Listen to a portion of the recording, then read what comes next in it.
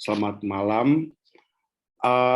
Terima kasih sudah diberi kesempatan untuk bersama-sama kita belajar mengenai spiritualitas salib yang kebetulan juga salib ini adalah bagian dari kehidupan kami, para biarawan Ordo Salib Suci. Tadi disebutkan oleh Ibu Vero, In Crucis Salus merupakan semangat dari spiritualitas kami. Di dalam salib ada keselamatan. Lambang kami, salib merah putih, itu menggambarkan merah itu darah Kristus, putih itu air yang mengalir dari tubuh Kristus ketika prajurit menusukkan tombaknya kepada bagian lambung Kristus dan keluarlah air dan darah. Dan pada saat itulah sang prajurit mengakui imannya akan ketuhanan dari Yesus itu sendiri. Saya mengutip dari Matius 16 ayat 24. Setiap orang yang mau mengikuti aku, ia harus menyangkal dirinya, memikul salibnya, dan mengikuti aku. Kata-kata ini kelihatannya tidak menyenangkan. Kita harus membayangkan, menyangkal diri itu sebuah pekerjaan yang tidak nampak, tetapi sangat berat dilakukan. Orang tidak mampu menyangkal diri secara langsung karena menyangkal diri adalah sebuah proses. Dan bagi kebanyakan orang, menyangkal diri adalah bagian yang tersulit di dalam hidupnya. Lalu kemudian ditambah lagi dengan memikul salib. Sehingga kalau kata menyangkal diri dan memikul salib itu dijadikan satu, maka seolah-olah bahwa untuk mengikuti Yesus itu dipenuhi dengan penderitaan. Salib maka dimengerti oleh banyak orang sebagai simbol dari penderitaan. Banyak dari kita yang kerap kali mengatakan bahwa betapa berat salib hidup saya. Karena memang salib hanya dilihat sebagai bagian dari penderitaan.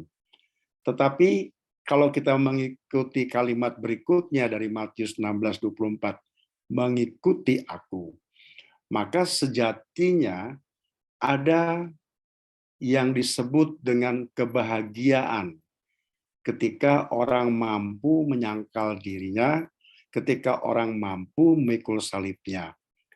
Menyangkal diri dan memikul salib pada akhirnya bisa kita terjemahkan dalam satu kata sebagai pengorbanan. Mengikuti Yesus penuh dengan pengorbanan, bukan penderitaan. Penderitaan dan pengorbanan itu adalah hal yang berbeda. Penderitaan itu datang dari luar diri manusia. Sementara pengorbanan adalah bagian dari komitmen seseorang. Dan itulah yang membuat dirinya menjadi selamat. Kita ingat kembali bacaan Injil hari Minggu yang lalu, kalau kita masih ingat, Yesus dalam bacaan Injil tersebut memberikan 3 perumpamaan yang sangat luar biasa. Perumpamaan tentang dirham yang hilang, perumpamaan tentang anak domba yang hilang, dan perumpamaan tentang anak yang kembali ke pangkuan bapaknya. Nah, ketiga-tiganya itu memerlukan sebuah pengorbanan yang luar biasa bagi orang yang mengalami kehilangan dirham. Ia harus mampu menyangkal dirinya. Ia harus mampu memikul salibnya. Ia harus mampu berkorban demi satu hal yang sejatinya mungkin tidak dilihat oleh banyak orang.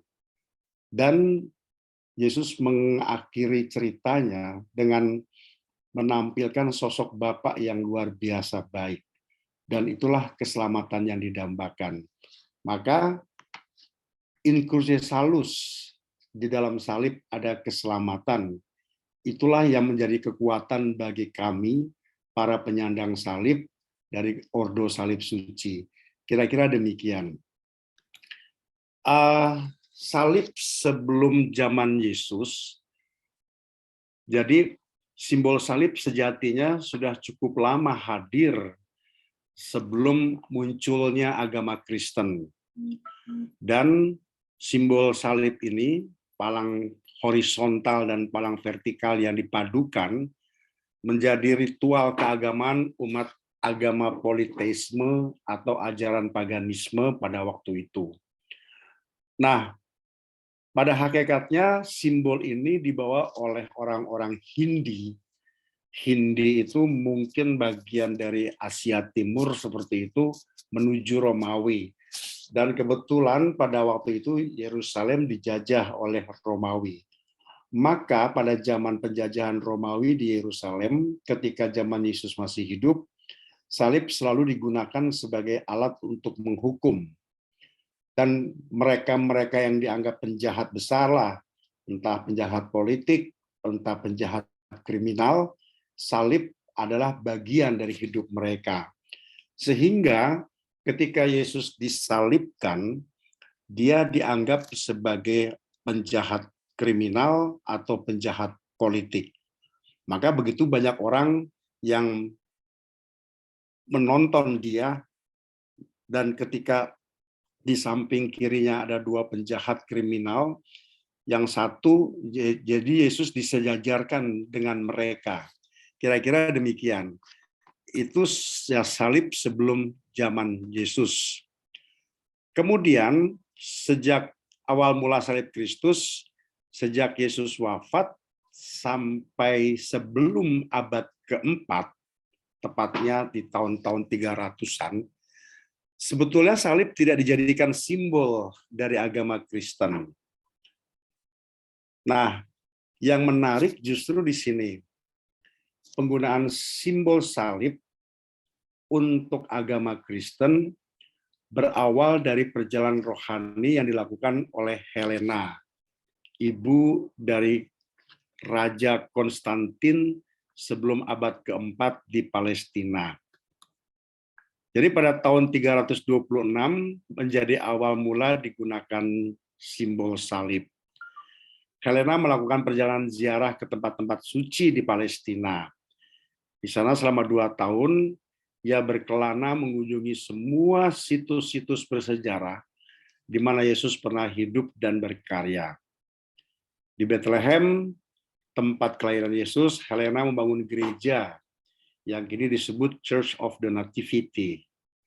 Di Bukit Zaitun, Santa Helena mengidentifikasikan 2 situs yang sangat berhubungan dengan kehidupan Tuhan Yesus, yaitu situs tempat Yesus mengajarkan doa Bapa Kami dan situs tempat kenaikan Yesus di surga.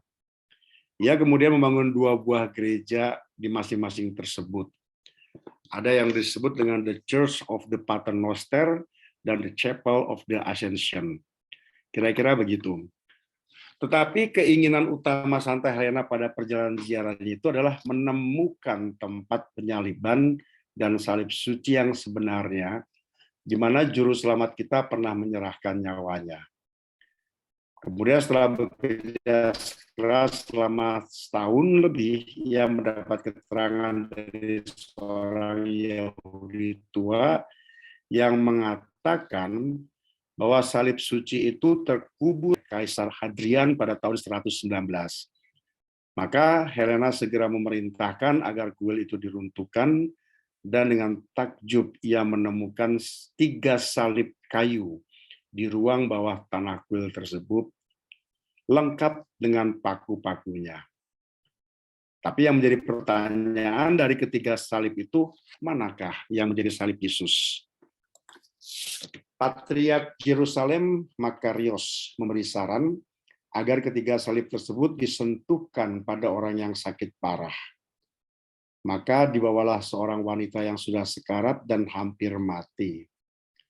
Ketika wanita itu menyentuh salib pertama dan yang kedua, kondisinya tetap tidak berubah. Tetapi ketika dia menyentuh salib ketiga, ia pulih dan sehat kembali. Dengan bercucuran air mata sukacita, Helena dan Patriark Makarius menegakkan salib suci ini dan membawanya ke tengah-tengah orang untuk dihormati. Di mana mereka semua akhirnya jatuh berlutut dan dengan bercucuran air mata mereka mendaraskan doa Kyrie eleison. Tuhan kasihanilah kami. Itulah awal mula mengapa pada akhirnya salib menjadi simbol dari keselamatan. Salib menjadi simbol dari keselamatan bagi setiap orang yang percaya kepadanya. Salib menjadi tanda bahwa setiap orang yang mengikuti dia, menyangkal dirinya, memanggul salibnya, ia akan merasakan keselamatan. Pada tahun 327, Helena meninggalkan Yerusalem untuk kembali ke Roma dengan membawa sebagian potongan dari salib suci dan peninggalan lainnya yang kemudian ia simpan dalam kapela pribadinya di istana. Kapel dan relik salib suci tersebut masih tersimpan sampai hari ini. Istana Santa Helena saat ini telah menjadi sebuah basilika yang indah yang disebut Basilika Salib Suci Yerusalem di kota Roma. Basilika ini sekarang dikelola oleh para biarawan Ordo Sistersian. Itulah kira-kira perjalanan salib menjadi bagian dari keselamatan bagi setiap orang beriman Kristiani. Lalu OSC sendiri menggunakan semboyan In Cruce Salus secara konsisten, itu dalam sejarahnya merupakan kekasan yang sekaligus bersambung dari zaman ke zaman sejak awal sejarah OSC. OSC lahir dalam nuansa perang salib pada tahun 1200-an. Kita tahu perang salib itu sampai ke-7 atau ke-6 atau ke-7 kira-kira seperti itu.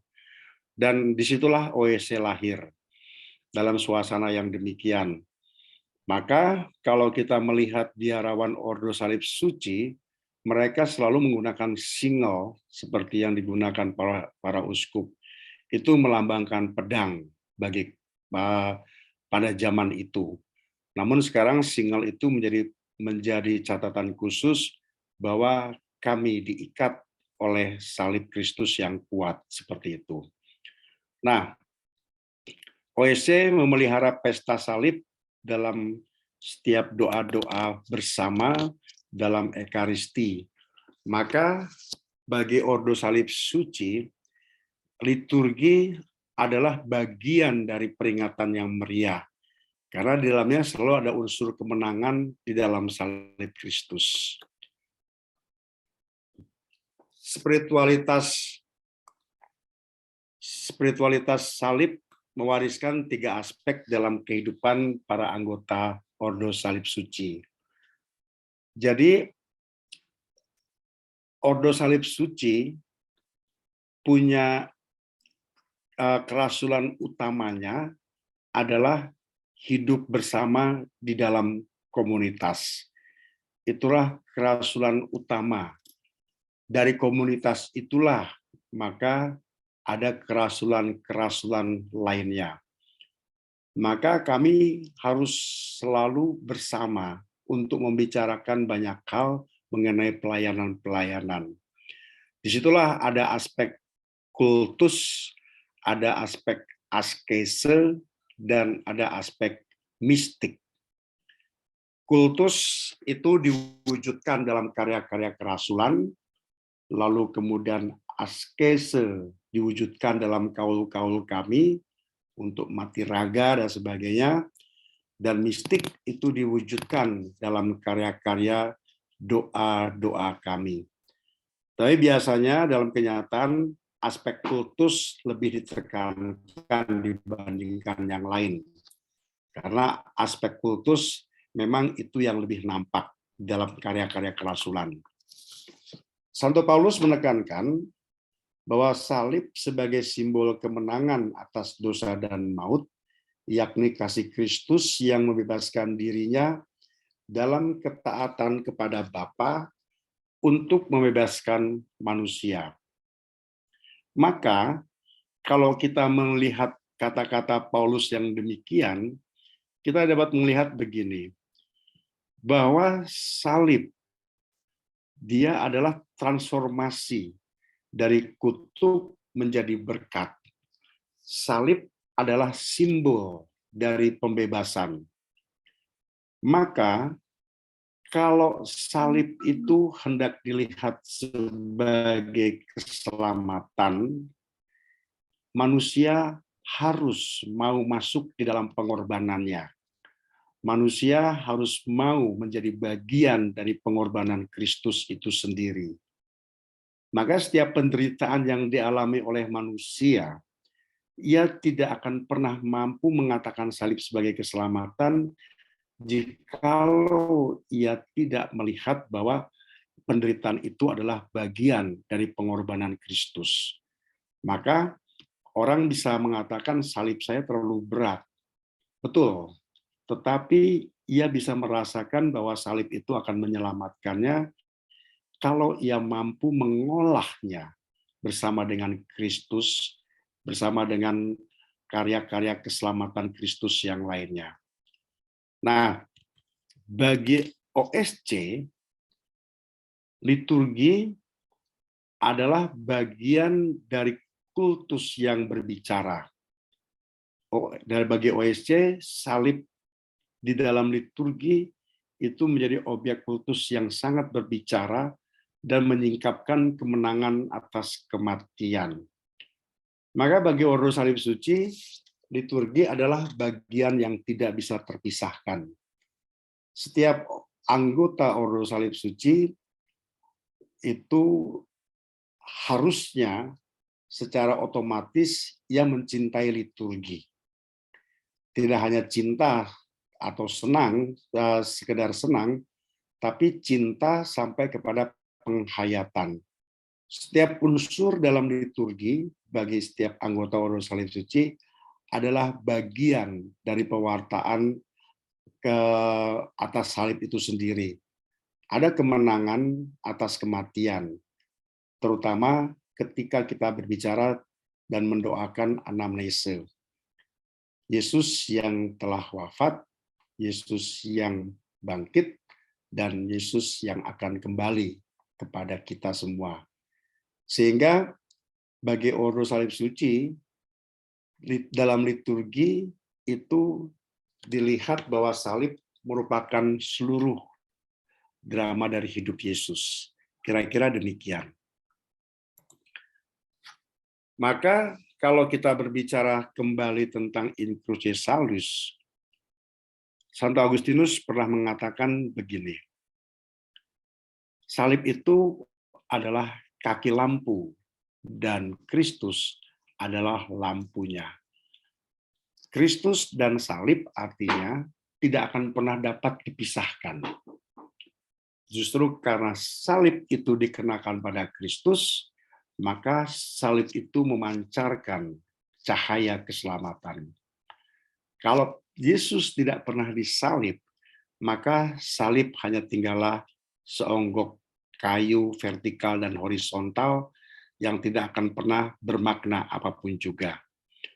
Maka ketika orang melihat salib, ia juga akan teringat oleh Kristus yang wafat dan bangkit darinya. Seperti itu. Disitulah tempat belajar, salib merupakan tempat belajar dari Yesus tentang cinta Allah dan semangat kemuritan dalam kesadaran akan kedosaan manusia.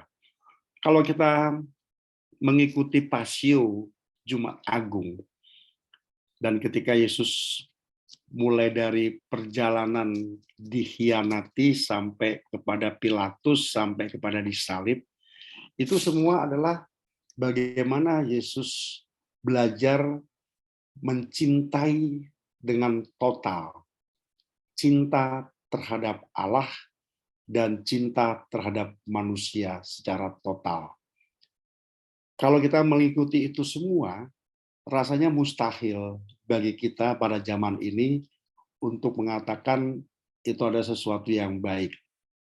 Tetapi justru Yesus tahu persis bahwa ketika ia harus memanggul salib itu, ia belajar bagaimana cinta kepada Allah dan semangat dia sebagai murid itu sungguh-sungguh menjadi bagian yang tidak terpisahkan.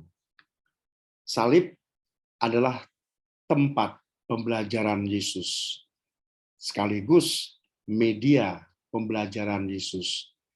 Dari salib itulah Yesus memaknai bahwa Allah sungguh mencintai dia. Maka kata-kata terakhir Yesus ketika ia di atas kayu salib dan hanya mengatakan sudah selesai. Dan menarik, ketika dari atas kayu salib itulah ia menuturkan dua hal yang sangat penting bagi manusia. Yang pertama, soal pengampunan. Ya Bapa, ampunilah mereka, karena mereka tidak pernah tahu apa yang mereka lakukan. Dan itu sesuatu yang luar biasa. Pengampunan yang dia ajarkan sendiri kepada murid-muridnya. Kalau engkau mengampuni bukanlah 7 kali 7, melainkan 7 kali 7 kali 70 dan seterusnya. Dan itu ia buktikan di atas salib. Maka pada saat itulah salib menjadi keselamatan bagi setiap orang. Hal kedua yang dilakukan dari atas salib adalah ketika Yesus mengatakan kepada Maria, itulah anakmu, dan kepada Yohanes, itulah ibumu. Dan kata-kata itu menyiratkan secara luar biasa betapa Maria menjadi bagian dari hidup komunitas para rasul, dan Maria menjadi bunda gereja. Dan itu sesuatu yang sangat hebat dan sangat luar biasa. Mungkin kalau pada saat itu Yesus dipenuhi dengan amarah, tidak mungkin keluar hal-hal yang demikian, dan salib tidak akan pernah menjadi bagian dari keselamatan seperti salib yang dialami oleh kedua penjahat tadi. Tapi justru karena proses itulah proses yang disebut proses belajar dari sebuah pengorbanan, belajar dari sebuah cinta tentang cinta kepada Allah, dan belajar semangat untuk terus berkorban, itu menjadikan salib pada akhirnya bagian dari keselamatan manusia. Salib juga merupakan lambang solidaritas Allah kepada penderitaan manusia. Oleh karena itu bagi Crosier itu adalah sebutan bagi anggota Ordo Salib Suci, seperti para pastor-pastor atau biarawan Serikat Yesus kerap kali disebut dengan Jesuit. Maka para Fransiskan, Ordo Fransiskan Kapusin, kerap kali mereka disebut sebagai Kapusin, kayak begitu. Nah, untuk anggota Salib Suci, kami biasa disebut sebagai Crosier. Nah, salib Kristus senantiasa mengarahkan kami untuk hadir bagi yang lain. Melalui perjumpaan, baik kunjungan langsung maupun tidak, baik di komunitas maupun di masyarakat. Maka sangat menarik buat setiap anggota Ordo Salib Suci, ia tidak diperkenankan hidup sendiri. Minimal harus 2 atau 3. Mengapa?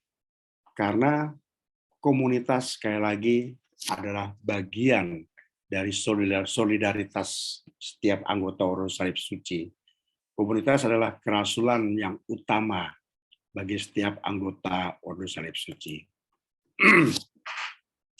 Lalu salib sebagai spiritualitas harus mampu menginspirasi para anggota Ordo Salib Suci untuk menyesuaikan diri dengan cara yang berbeda, dengan sikap heroik ketika menanggapi kesulitan-kesulitan tertentu yang dihadapi setiap zaman.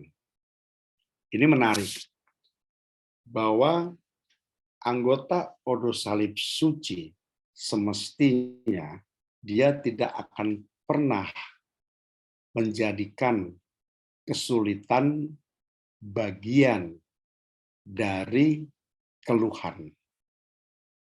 Karena ketika ia mampu menghayati salib sebagai keselamatan yang harus ada dalam setiap anggota Ordo Salib Suci adalah sikap heroik.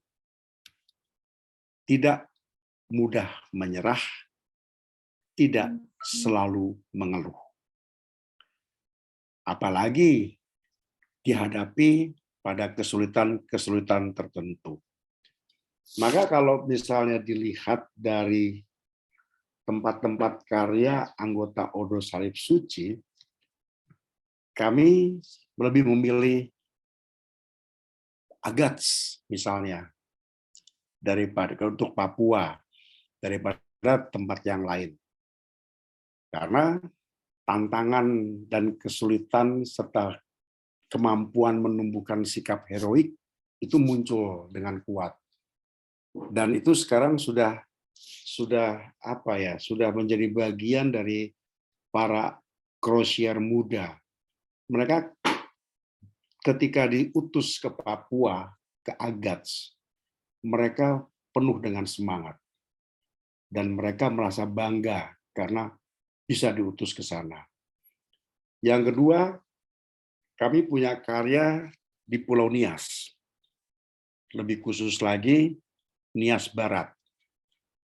Dan itu tempat yang memang juga penuh dengan tantangan dan diperlukan sikap heroik untuk merasul di situ.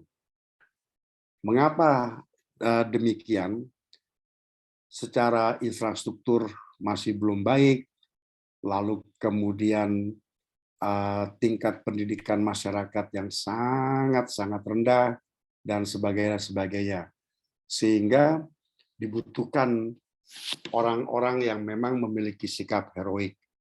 Dan syukur kepada Allah, banyak orang muda pun dari orang muda Crozier yang sungguh mau tetap hadir di sana. Sekarang di Nias ada satu sesepuh kami, Pastor Kepens, Matias Kepens. Beliau adalah pionir dari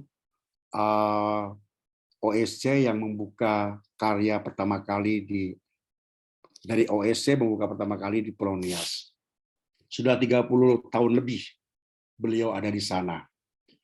Dan sejak itu banyak OSC muda, Crozier muda yang juga merasa mau menjadi bagian dari karya kerasulan yang penuh dengan sikap heroik tadi.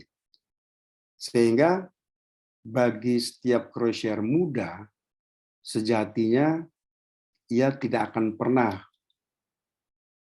menyingkirkan kesulitan, tapi justru setiap kesulitan adalah bagian dari spiritualitas salib yang disandangnya. Keselamatan juga berarti rasa syukur, daya juang untuk bangkit dari keterpurukan. Mewartakan keselamatan dalam salib berarti menawarkan sukacita. OSC itu sudah ada sejak tahun 1248. Artinya nanti tahun 2048 itu 1000 tahun kira-kira begitu usianya. Tapi kami pernah mengalami titik patah di dalam perjalanan hidup kami sebagai ordo. Pernah dalam satu kurun waktu, anggota ordo itu hanya tinggal 3 orang atau 4 orang. Dan semuanya sudah mulai tua-tua. Tetapi justru disitulah Allah berkarya, sungguh luar biasa bagi Ordo Salib Suci. Ada seorang imam projo yang bergabung ke Ordo Salib Suci, dan imam itulah yang mulai menumbuhkan semangat untuk kembali menghidupi semangat salib yang tidak pernah patah. Maka akhirnya Ordo Salib Suci kembali mulai berkembang dan bisa mengirimkan banyak misinya. Pada sekitar tahun-tahun awal-awal abad ke-19, tahun-tahun awal abad ke-20, tahun-tahun 1900-an, Ordo Salib Suci berkarya di Kongo. Dan 25 orang mati di sana ditembak habis. Tetapi bagi kami itu bukan menjadi sesuatu yang menyurutkan, tapi justru kembalilah kami ke sana tetap, dan sekarang kami bisa mengabatkan buah-buahnya. Cukup banyak krosier muda dari Kongo yang mulai menjadi bagian dari Ordo Salib Suci. Itulah yang disebut dengan rasa syukur. Jadi jikalau kami tidak mampu memandang salib sebagai rasa keselamatan, maka kami tidak mampu mengucapkan syukur. Kalau kami tidak mampu melihat salib sebagai bagian dari keselamatan, maka kami tidak mampu memiliki daya juang. Tapi justru kita ingat apa yang dikatakan oleh Rasul Paulus dalam Korintus, bahwa ada 3 inti iman kita, yaitu iman sendiri, harapan, dan kasih. Dan sebagai orang beriman, tentu kita selalu memiliki harapan. Tidak ada kata frustrasi, tidak ada kata putus asa, yang ada adalah harapan. Dan harapan itulah yang senantiasa memunculkan daya juang dan rasa syukur. Lalu keselamatan yang ada di dalam salib pun bermakna eskatologis. Artinya, ada kebahagiaan yang masih diharapkan selama hidup di dunia ini. Betul bahwa kita hidup di dalam 2 sisi dosa dan sisi kesucian.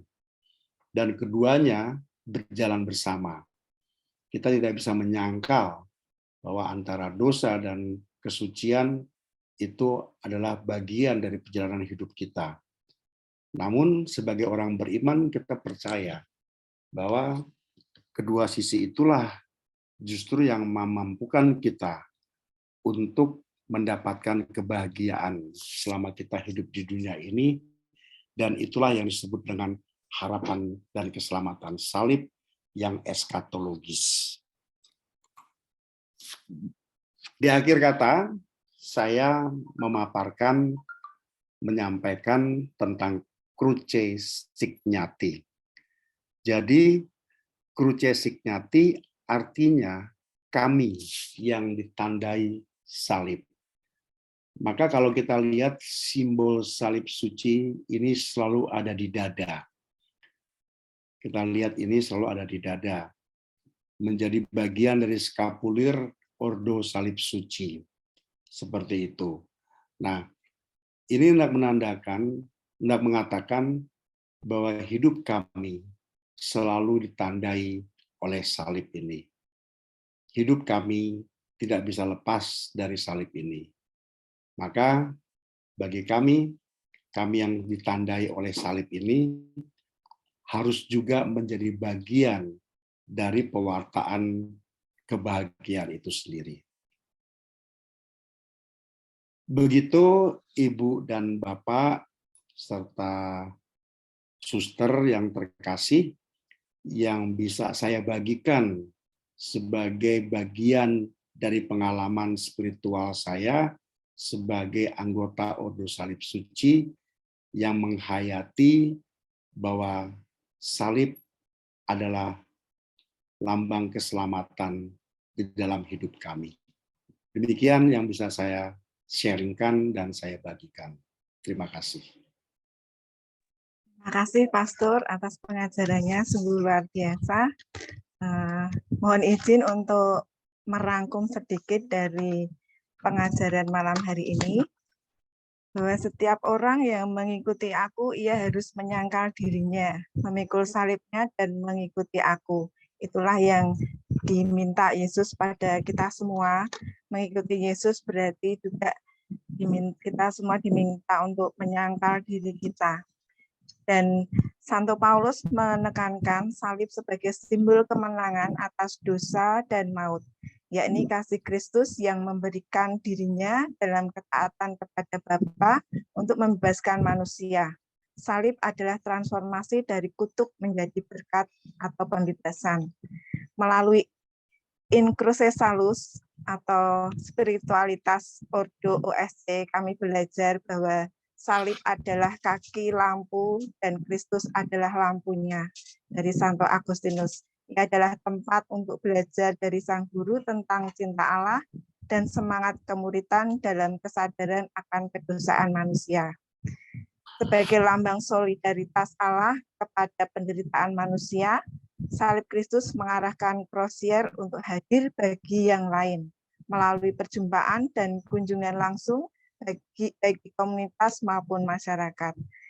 Dan sebagai spiritualitas, salib menginspirasi para Crozier untuk menyelesaikan diri dengan cara yang berbeda, dengan sikap heroik, tidak mudah menyerah atau mengeluh ketika menanggapi kesulitan-kesulitan tertentu yang dihadapi setiap zaman.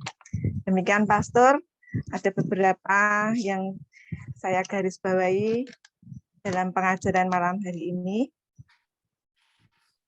Terima kasih, dan untuk selanjutnya waktu kami buka untuk Bapak Ibu yang akan sharing atau bertanya kepada Pastor Dhani mengenai mungkin kehidupan atau bagaimana mungkin Pastor Dhani menjalani semangat spiritualitas sebagai Crozier. Kami persilahkan Bapak Ibu atau mungkin suster. Silahkan, mungkin ada Bapak Ibu yang akan bersharing.